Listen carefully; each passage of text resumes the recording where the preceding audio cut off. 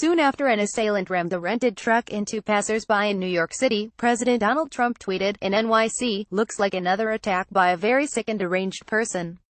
Law enforcement is following this closely."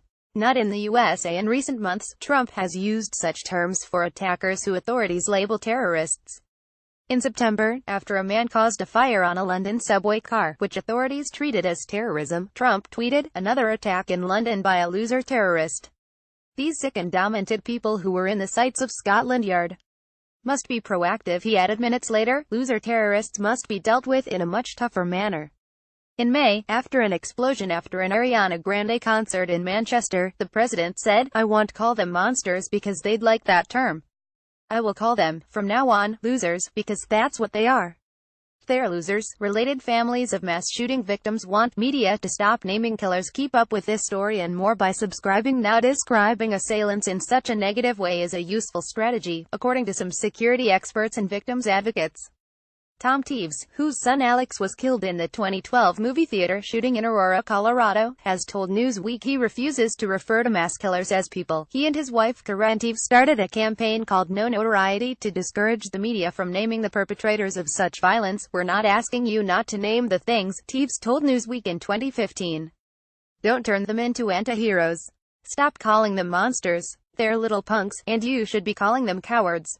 Publishing information about the killers, he adds, encourages one of these things that's in its mommy's basement to go kill somebody. The Advanced Law Enforcement Rapid Response Training (ALERRT) Center at Texas State University, which has trained more than 100,000 police officers and partners with the FBI, started a similar campaign, called Don't Name Them. In its guidance for the media, the center says the assailants should be as unrecognized in their deaths as they were in their lives. Christopher Preble, the vice president for defense and foreign policy studies at the Cato Institute, a right-leaning think tank, has agreed.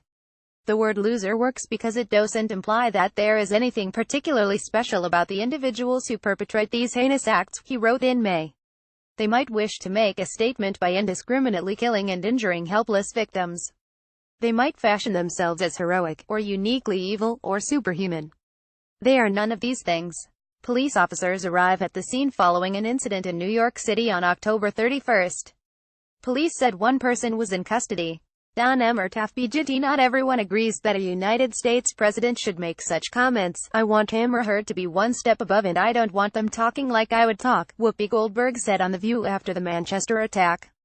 "When it comes down to it, if you're the president of a country, you have to speak for that country," the blogger Ben Mathieu wrote for Slate. The problem is not that Trump calls terrorists losers, but that he weakens a potentially useful word by throwing it around it carelessly elsewhere. John Horgan, a professor at Georgia State University and the author of The Psychology of Terrorism, said that studies show that portraying mass shooters in a certain light can impact future events, but doing so for extremist assailants is different. "Those kinds of strategies are effective for certain kinds of offenders," he said. "There's no way that there's a deterrent effect, as far as the President of the United States portraying these guys as losers. If anything, those comments will be seized upon and might actually serve to sustain some people's commitment to terrorism," he added. "There are ways to think about counter-narratives that are far more sophisticated than just going on Twitter and calling them all losers." The New York Police Department said Tuesday evening that the 29-year-old male suspect killed at least 8 and injured at least a dozen. Police apprehended the suspect